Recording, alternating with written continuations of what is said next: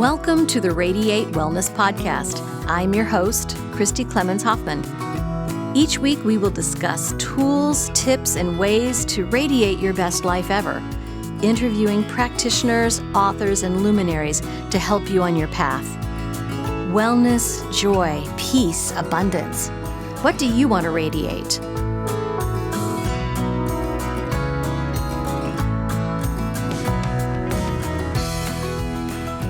Hello and welcome back to the Radiate Wellness Podcast. Today I am joined by one of my dear friends, Vincent Genna, back again to discuss relationship harmony. This is going to be so much fun.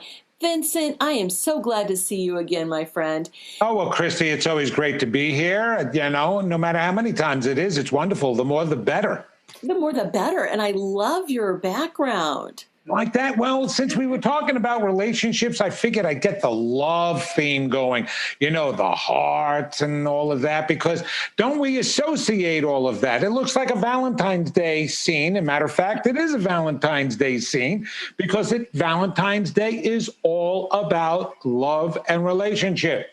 Right. And not just with others, with yourself. We'll talk about that. I like that. Now, I wonder why the hearts that look like this have come to be associated with love when the real heart doesn't look anything like that. You know what?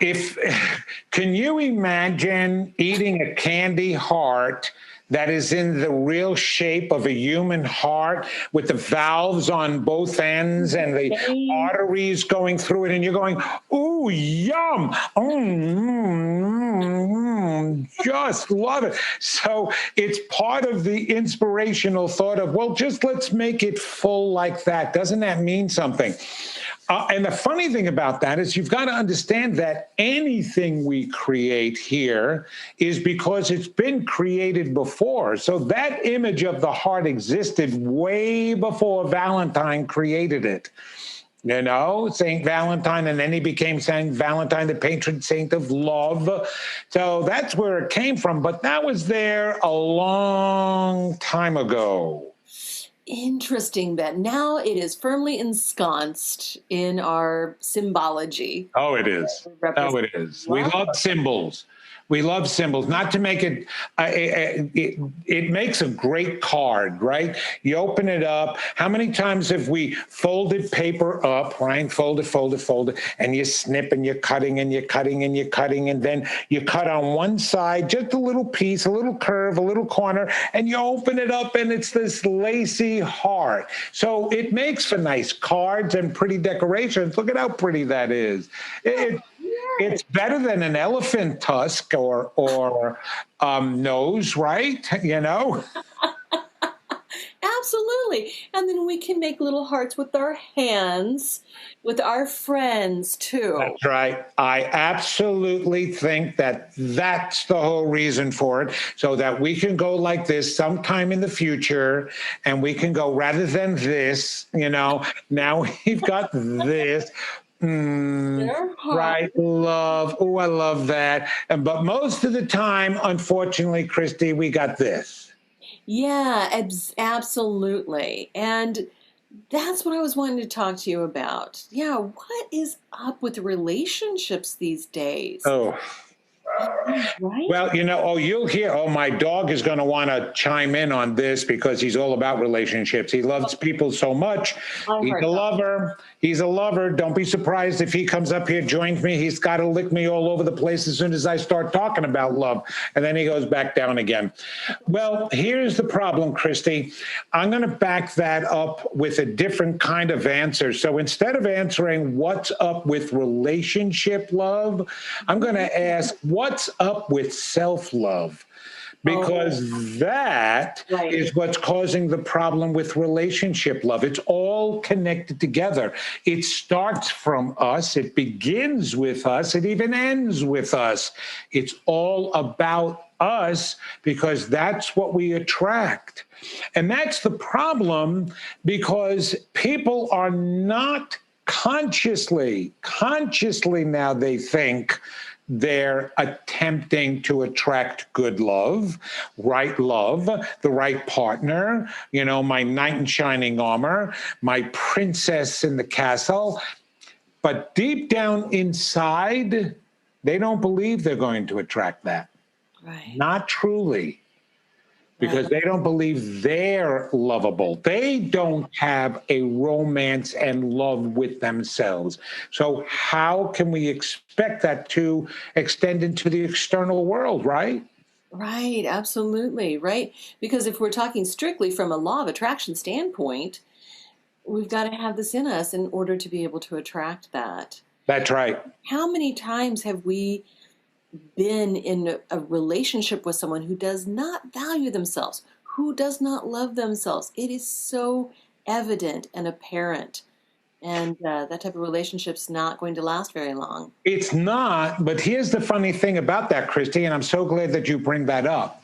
When you find you're in that kind of relationship, like I just said, it has all to do with you. Yeah. Like attracts like. It's one of the myths that I bust all the time is the concept that opposites attract. No, they don't.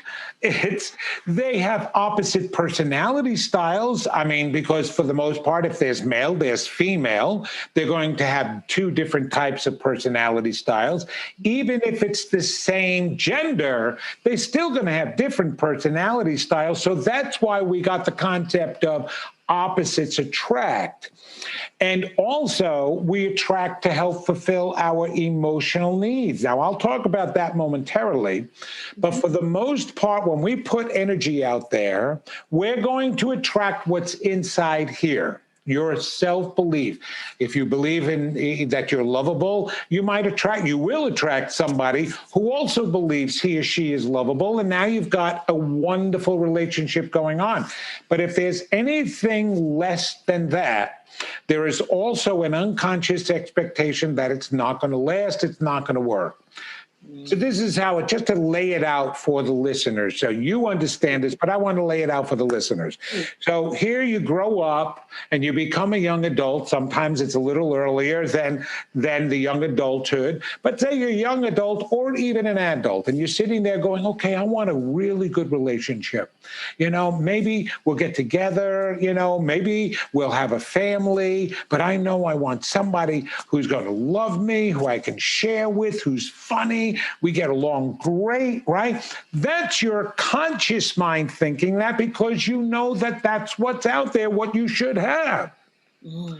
But before that energy is released from you into the universe, before you even know it, there is another voice going on. There is that inner deep down voice of the little person inside of you, the one who maybe did not go through the greatest upbringing, the one who received negative messages from the environment, right? So now you've got that voice, and before you release this energy, the deep down voice goes, well, you're not lovable. You're not good enough. And even if somebody likes you, it's not going to last because that's who you are. Now that's released into the universe, and that's floating around the cosmos and the ethos, and that's out there. And all of a sudden, because like attracts like, there's another energy going by that said the exact same thing to himself or herself. Smack, oh my gosh, they meet up because the energy is alike. It's not like the poles of the North Pole and the South Pole, like a magnet that pushes it apart. That's a different form of energy. That's a physical energy. But the emotional energy is like attracts like. So now those two energies meet. And there's a chance meeting down on the face of the earth, wherever it is. A friend introduces you to somebody. You're out randomly at the store and bump into somebody and something happens. Nothing is random. Right. That attraction occurs. Now the courtship phase steps in first. If you know anything about the psychology of dating, there's a courtship phase. It goes through phases, and everybody is on their best. right? And they're treating each other nice, and the guy goes and he gets you a rose, and the girl is complimenting you on, I've never been with somebody like you. You make me feel so good. And wonderful things are going on with each other during that time because everybody's watching his and her PDQs, I'm going to be really careful here without knowing they're doing that, but that's what happens. Then some time goes by, and they settle into the relationship, and now they become themselves who don't believe they're lovable, themselves who believe this isn't going to last. And now all of a sudden, arguments ensue, conflict, difference of opinion. And now people are protecting themselves because buttons are being pushed from a past. And now you're arguing with each other. And now he's an idiot. She's a you-know-what. Whatever the case may be, we're not getting along. It's always the other person because defense mechanisms step in. Boom, this is not a good relationship. It breaks apart. It doesn't even have to go like that. It could be an illness. Oh my gosh, I get into a relationship. She's sick. Oh my gosh, she's going to die. Oh my gosh, she's gone. Holy cow, I loved her. I miss her. It doesn't matter how it ends. Right. It's the expectation that it would end because of that inner voice. That is the process. And of course, there is no timeline as to how long that takes. Some people are together for 30 years before it breaks apart. Some people are together for 10 minutes. But if there's that expectation, it will occur. And for those who are together even longer, the only reason why they, like my parents, for example, never should have stayed together. But back in the old days, nobody got divorced. You just tolerated each other. Right. Not loved each other, tolerated. This day and age, nobody has any tolerance. The moment you have an argument, that's it. Boom, bingo, right? I'm going out the door. You can't talk to me that way. And so it's still reflective of how you're feeling and dealing with yourself. Mm-hmm. And it's almost as if everybody is on guard, waiting. Okay, when is he going to say something stupid? When is she going to act wrong? I know. When is he going to have an affair or go look at somebody else? Oh my gosh. She wants to take control. He wants to take control. Whatever, that's what we set up for ourselves. And that's why they don't last. And that's the expectation. That's exactly what winds up happening. Oh, my goodness. Well, now, you're in a very successful relationship and have been for decades. Yes, 48 years my wife and I have been together. On July 9th, we're going to be celebrating 43 years of marriage, but we always take in some from when we started dating because that's when the marriage really occurred. Right. And there's only one thing that makes that work and continues to work. Right. We both work on ourselves, self-improvement, self-love, continuously, but together. So when I was a psychotherapist and couples used to come in for therapy, all right, for the most part, the reason why they wanted to come in is so one partner can complain about the other partner and wait for me to tell them that they were right, no matter which partner it was. The guy with the guy with the girl with the girl, the girl with the guy. Didn't make a difference. It was always the other person who was wrong. And they wanted to hear that. That's not the couple therapy that I do. I didn't even do the new type, learn how to communicate and learn how to listen. So in other words, a couple would be there and inevitably you'd be teaching each of them, okay, now when she starts sharing her feelings, you listen and you respond with, I hear what you're saying. Now reflect back to her in your words what you just heard so she knows that you understand what she just said. And you know what? You know how long that takes? It lasts 5 minutes after they leave the office because there's no human that can deal with life that way. Emotions kick in and it causes a response. So therefore, you have to work on a deeper level, not after and the emotional level, because it's not going to work on that level. You've got to stop the reason why it's becoming emotional like that to start with. Now that is actually stopped. I haven't heard therapists talk about teaching them active listening skills so each couple can reflect back, because it's hysterical. The moment I hear somebody turn around and say, what I hear you saying is, I know they've been through therapy. And I know that they got those lessons. Oh, really? That's how you talk? What I hear you saying is, you don't have to tell me that you've heard me and you're understanding. Just listen. It doesn't matter if you have to reflect that back to me. You're doing that intellectually. It doesn't mean that you're listening with your heart. Right. This is where I got deep with my clients. And I said, listen, the best way to work on the couple relationship is each of you have your own pains and your own stories from your own childhoods. And they've caused scars. And they keep you, even as an adult, from moving forward the way you really meant to. What's happening in the discourse between your couple relationship is proof of that. Because the most natural thing on the face of the earth is love and relationships. They happen by themselves. We're social beings. We want relationships. We were put on the earth together to have relationships. So therefore, if there's discourse in the most natural thing on this planet, it has nothing to do with that thing. It has nothing to do with the relationship. It has to do with something else. That's the inside of each person in that relationship.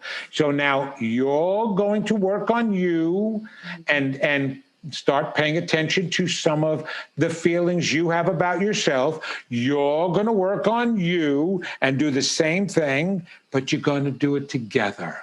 So go get a book, a self-help book, a spiritual journey book.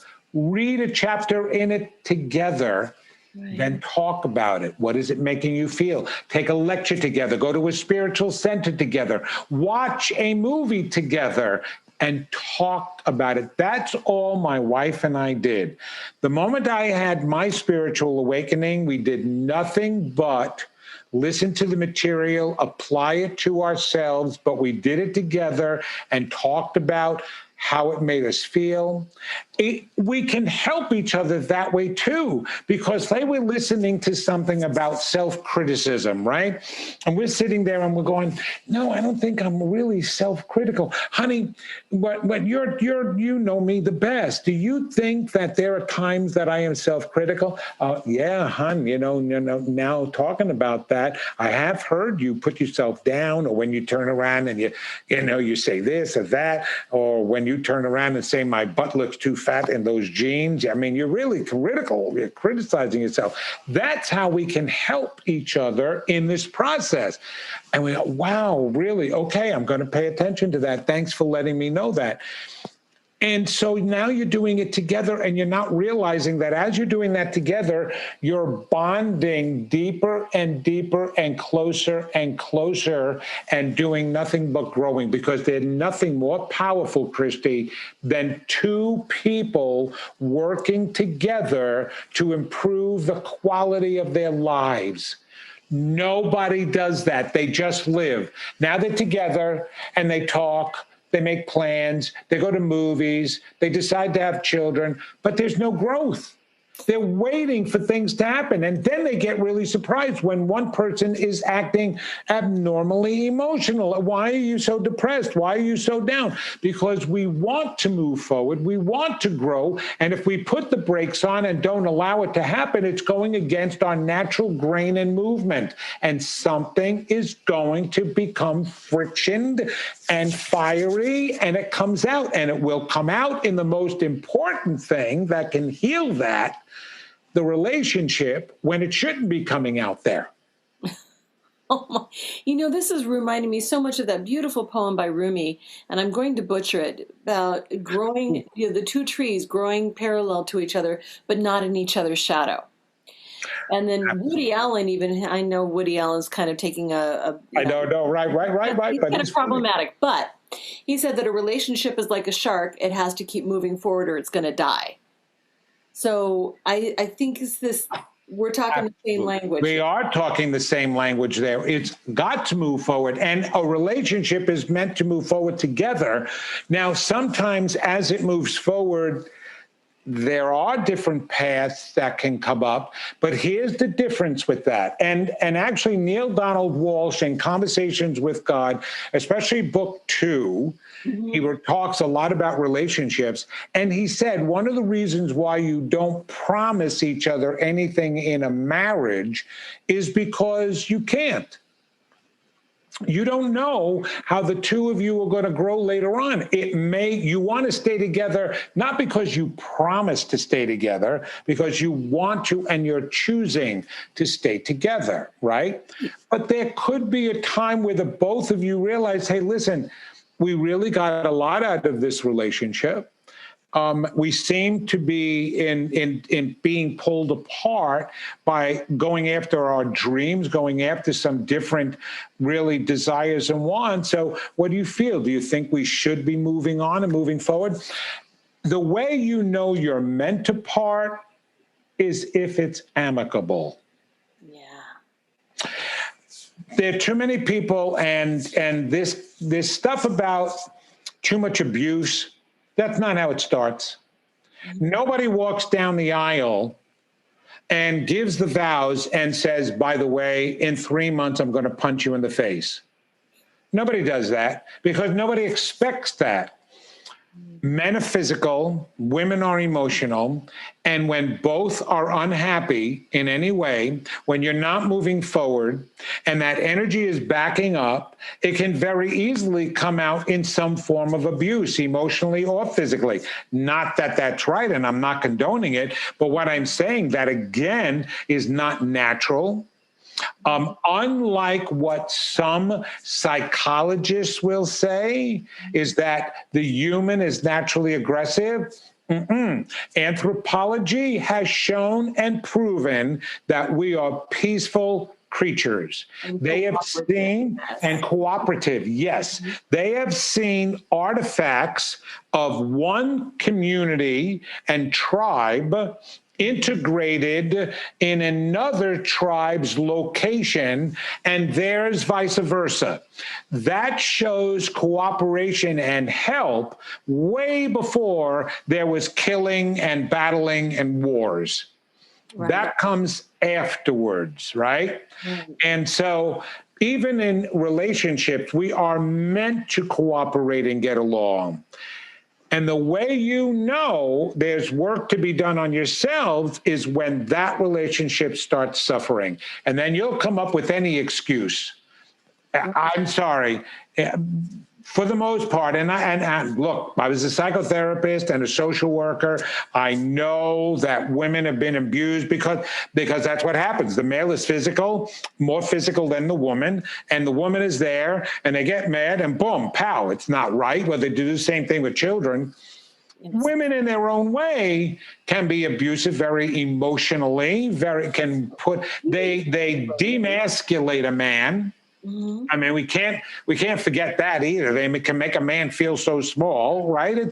Because we're beings, we're humans, and we've both been off the path. So neither one is worse than the other, though there would be that argument amongst them that there is, but they're not. It's what's going on inside that matters, that needs to be healed. Mm-hmm. Absolutely. And we're always going to come back to that. And that's where our wound is going to show up in relationship problems. Support for the Radiate Wellness podcast is made possible in part by listeners like you. Would you like to support this podcast? Visit radiatewellnesscommunity.com/podcast for more information. Something you said a bit ago, Vincent, stuck with me is that you were talking about how, we grow and we change. I'm sure that you and what's your wife's name? Eileen. Eileen. I'm sure you and Eileen are not the same crazy kids who met 48 years ago. You are so different, not even the same people.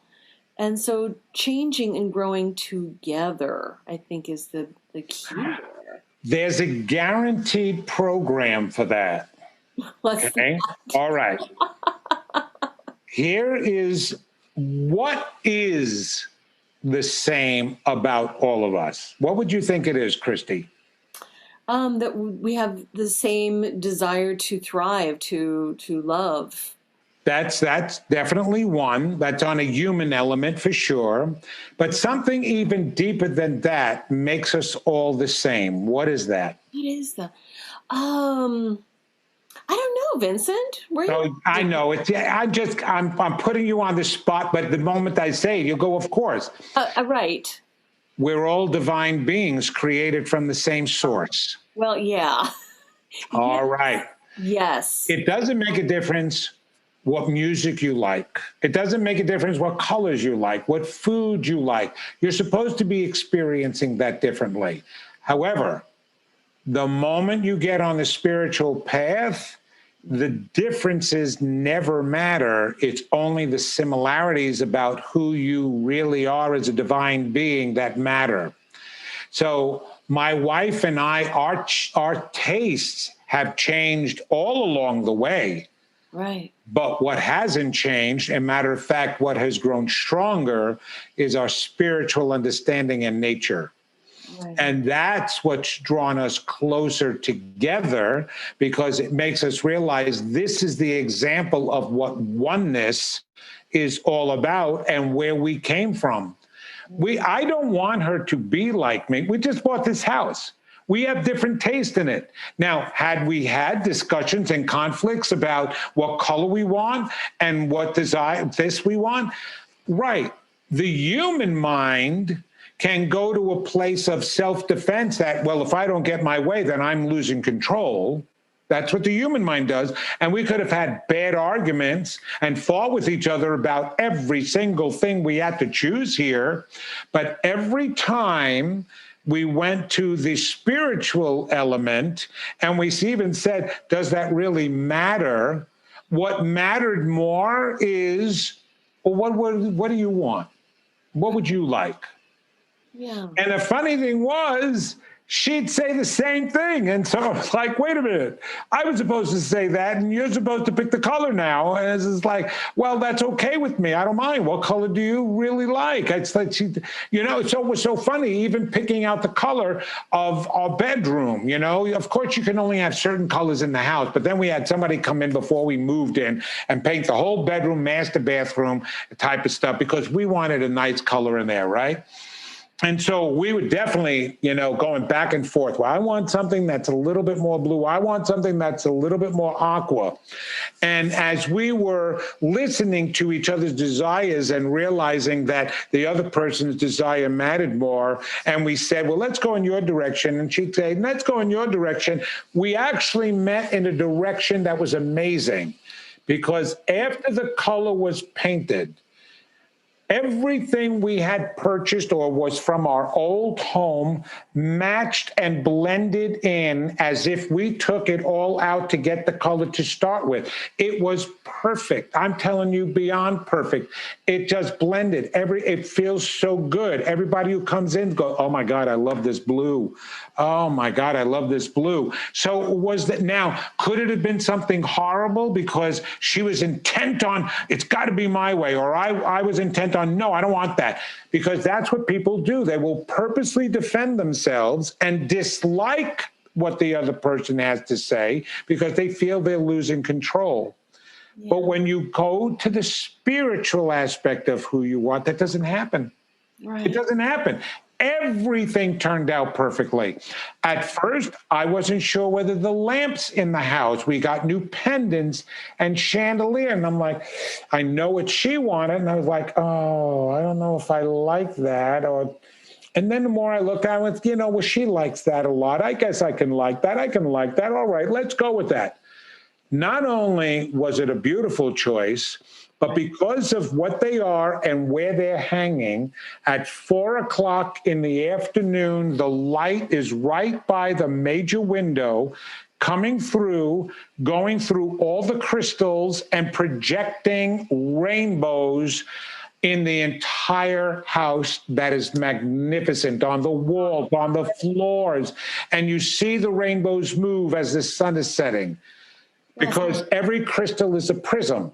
Right. And so we're like, even that turned out perfect. Yeah. So it can blend. You don't have to let go of who you are, but it's the spirit, the same element in her that's in me, that we focus on the most. So we can have different taste, but even that can come together. Vincent, this is reminding me so much of our first conversation a few months ago on this podcast, is that you were talking about when we see that spirit, that source energy in another person, it's like we can't help but accept, love, honor. And there's where the harmony is. Right. Absolutely. And the peace. You can't help but do that, because it's what you're made of. And so it's very recognizable. And the love that you feel, when I come into this house and I see her looking around and enjoying it and seeing, oh, wow, that's beautiful. It just wells up inside of me. That she is enjoying that so much. It's what we really want from each other. And the proof of that, Christy, unfortunately, is the way most people, or a lot of people, not most, have been acting when they're not getting that. When you see the lashing out, it's because they're so deprived of that feeling we're talking about. It hurts them so much not to feel loved and lovable. Because when you know you're lovable, you feel other people's acceptance of you and attendance of you. It's the Cain and Abel story, and that's the reason why that story was written in the Bible. Really? Yes. All the stories in the Bible are metaphysical meanings for us to understand who we are.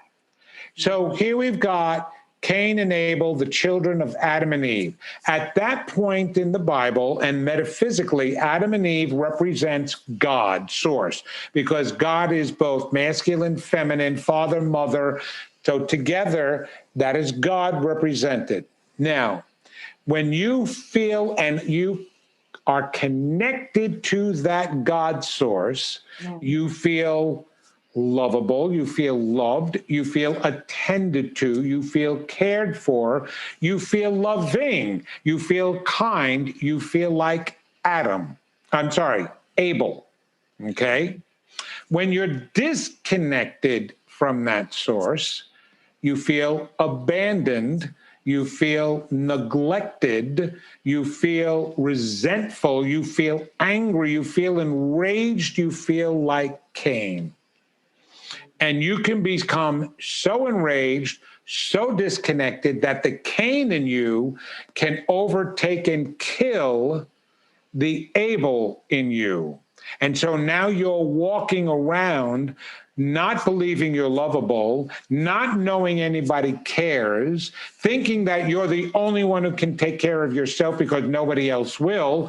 Now, have we heard that recently in the past 4 or 5 years that things have been going on, especially here in the United States or anywhere else in the world? Yeah, I think so. right? Any of our enemies, the United States enemies, be it Osama bin Laden or any of them, Al Qaeda now, and all of them, they say the exact same thing. We're hypocrites. We don't care about anybody except those that give us money. What are they saying? What is the child within them saying? You don't love me. You don't care about me. And I don't care about you. And so that hurt can become so strong. If Cain was capable of killing his own brother because of the lack of feeling love, Abel didn't even do anything. Mm-hmm. That's the point. The point is that's how strong the lack of love can hurt you and what you're willing to do when you feel that. So now think of a couple who they've got wedding day and they feel that love and now it's getting tainted. Now they can hurt, kill, damage, say the horrible things out of their mouths. And you sit there and wonder, how could you say something like that to a person you love? And we even come up with sayings, you always hurt the one you love. That's the most ridiculous saying that we've accepted. Why? Because of the lack of feeling loved. You can even kill your own children when you feel that lack of love. So disharmony within causes all the sins of the world today. It's as simple as that and as deep as that. Mm-hmm. Well, and I feel that this is rampant in our country these days.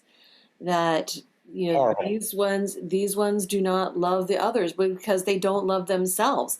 That's right. This one is wrong. Yes. Right? They think it's political. They think it's because you're a Democrat, you're a Republican, you're black, you're white. It actually has nothing to do with that. Absolutely. It has to do with we're a family and you don't love me. That's exactly the whole reason why society broke apart to start with, was because of that. It fell apart. We were one big giant family, helping each other, loving each other. Right? The children at 12 and 13 years old, they would have the babies and the rest of the community would take care of them because we felt mostly connected to the God source then. The beginning of the Bible, actually, is the beginning of the new generation here on the earth when we first separated from God, which is what the loss of the Garden of Eden tells about. There was a whole other civilization here before then. Okay, that's Lemuria, Atlantis. They were here before then. And we keep trying to get it right. But so we're talking about a long period of time where we were off the path this way. So we've come to accept it as being normal. Because of that, we've come to accept it as being human. Well, you're only human. No, we were spirits way before we were humans, and we're accepting a little bit too much, including our own self-denigration and self-loathing. Mm-hmm. We've accepted that. We have. We've codified it. We've subsidized it. We've standardized it. Totally. We come out with sayings for it, and in order to accept that, rather than stopping, the couple relationship is so reflective of what we need to take care of individually. Like I said in the very beginning of this interview, it's the most natural thing. Relationship is falling apart, has been breaking apart for the longest time. That is an indication that something has got to be deeply wrong with each individual if you can't even make the most natural thing work. True. Okay, now I've got a question for you. Oh gosh, okay, go ahead. I'm worried about this one. I promise it's not a stumper. So you were talking earlier about how you and Eileen would read together, self-improve together, watch movies, etc. What are your favorite books, movies? So many to actually name. There are so many. I actually have on my website on the resource tab, Christy, if people go to it, vincentgenna.com, they'll see so many of the books and even movies that I recommend. But it could be different for anybody. But, oh gosh, that's off of the top of my head. Okay. No, I can't name anything off the top. I can't even think of one title because there are so many, and because I'm 66 and have a bad memory. Maybe that was a stump. Yes. Well, there's so many self-improvement books and spiritual books that I would highly recommend to go through. And even something simple like The Four Agreements, right? It's a simple book with only 4 understandings. There's a 5th and there's a 6th after that.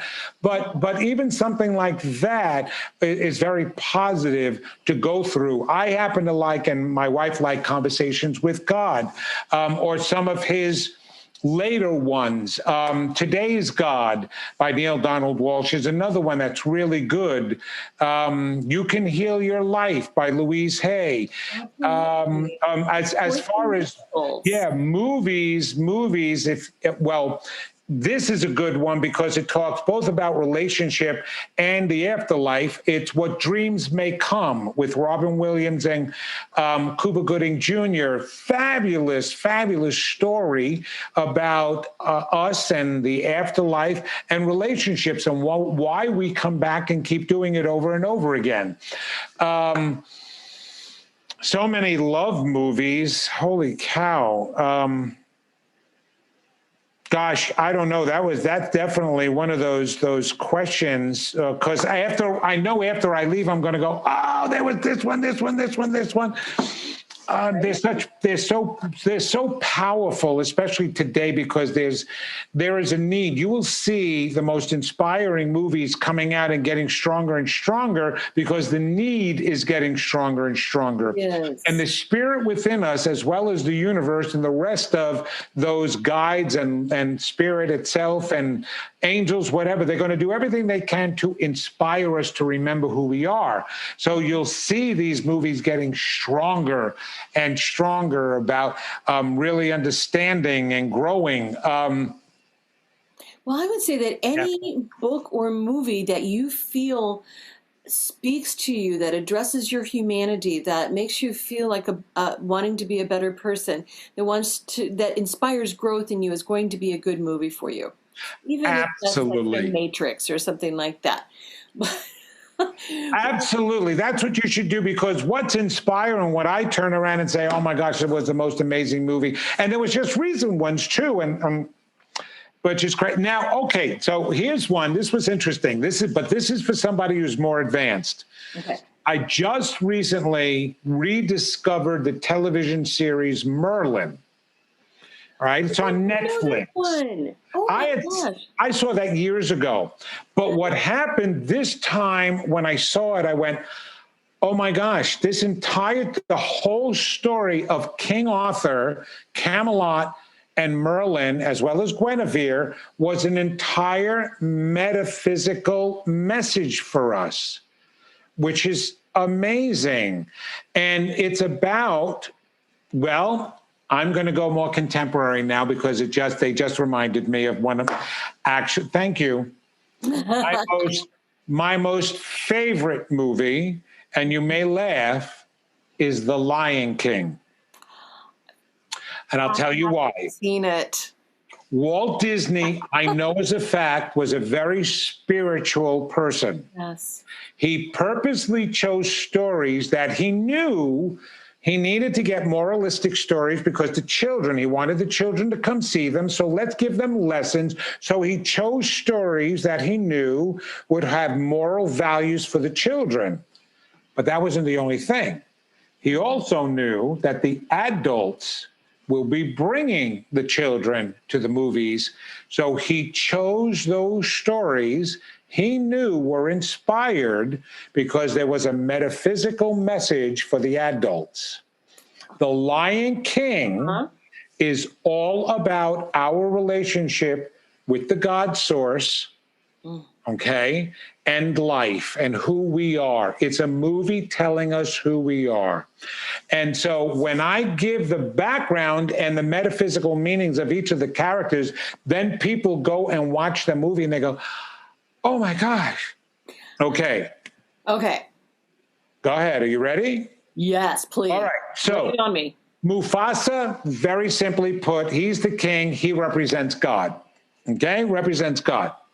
God has a child, Simba. Simba represents all of us. Okay?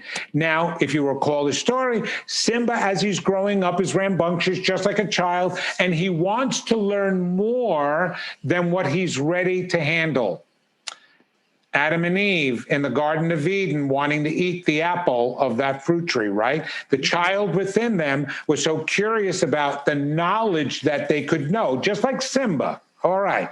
So Simba, because of that, gets caught up in what Mufasa's brother Scar, who represents everything negative in life, or that demon or serpent from the Garden of Eden, what we can get caught up listening to. But it's not an outside source, because every one of the characters in this movie, as well as many other movies, are different sides of us. Right. Okay? So now you've got Simba as a child listening to Scar, and because of that, he loses God. Mufasa dies. So that represents our first separation, and the separation came because we got so caught up in the physicality of the world and the joys and the pleasures here, even though they were more harmful. So now Simba goes off and runs away because he feels so guilty, and he stays separate, and he leaves Pride Rock where there's all balance and harmony. Now everything goes out of balance and out of whack. Now as Simba grows up, right, he meets another two characters that teaches him Hakuna Matata, just live for the now and enjoy yourself and forget about all the worries. Don't have any worries, just have fun. So he goes along with that, and he goes along with the pleasures of life, right? And he goes and he eats anything that he wants to. He does anything he wants to. Just like us, we get so caught up in getting a job and earning money and buying a new house and all these sports cars, right? So we get caught up with that. However, if you watch it, you see that Simba still becomes unsettled. He's unsettled, and he's still questioning, and he's still wondering. And because he's wandering and wondering, all of a sudden Rafiki, who represents his internal conscience and soul, catches up to him and tells him, your father is still alive. But before Rafiki catches up to him, Nala catches up to him, which is his intuition. A female in any of these stories represents your intuition. So now Simba's intuition is telling him Pride Rock is all out of balance. You're supposed to come home and be a king. You're not doing what you're supposed to do. But then the physical side, his physical brain is saying, well, forget it. I'm not going back there again. And there's an argument between the two, and the intuition shuts off and leaves. But because he was still questioning that higher spirit in him, which is represented by Rafiki. Rafiki actually represents the Holy Spirit in Christianity, the Father, the Son, the Holy Spirit. And what did they say? When we ate of the apple and left the Garden of Eden, we lost the Holy Spirit. Right. What the Holy Spirit is our direct connection. So that's what Rafiki represents, the go-between God and us, right? The king and us. And what does Rafiki teach Simba? The most important scene is when Rafiki meets him and shows him his reflection in the pool of water and tells him, your father is within you. He's you. Now, all of a sudden, Simba sees his father as him, and then the Spirit of God comes in and turns around and tells Simba, you have forgotten me because you have forgotten who you are. So here is the king telling the son, you're the king. You're the king, and you must remember who you are and take your rightful place in order for life to balance out. So it's not that God is telling his children, you must honor me. Mufasa is telling his son, you must honor yourself. Yeah. Because you're the king. And the moment Simba does that, he goes back, he takes over, he destroys all the negative, Scar dies, all that negative stuff, distracting stuff dies off, and now all of a sudden Pride Rock comes back into balance again. It's one of the most beautiful movies that I love, and Star Wars is an adult version of the same story. It's the Cain and Abel story. Luke Skywalker, Darth Vader, Cain and Abel. George Lucas was very metaphysical. Yeah. I always had that feeling, and then I found out by somebody who knew him personally that I was right. Right. Star Trek too. Star Trek too. They're all about these stories about who we are and our relationship with the Force. So yes, those movies that help to remind us who we are, I love the most. Those are wonderful. Vincent, thank you so much for enlightening me on that. Go watch that. Go rent it and watch the movie now in that way, and I bet you'll see it has a total different meaning inside of you. You'll get goosebumps on top of your goosebumps. Oh, that would be a wonderful date movie. Yes, it is. Right? Wonderful date movie. Well, thank you, Vincent, so much for sitting down and talking to me about relationship harmony. You always bring it, right? You always bring the. That's because I talk so much. Well, and you do it very well. I would love to have you back any time. Thank you so much for joining me today. And thank you, Christy, for having me. It's always a delight and an honor. Thank you. Thank you.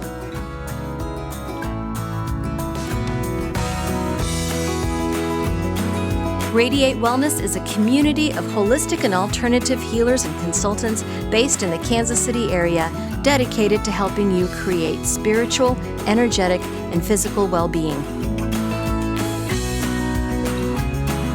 To learn more about our practitioners, services, classes, and events, or to schedule an appointment, visit us at radiatewellnesscommunity.com.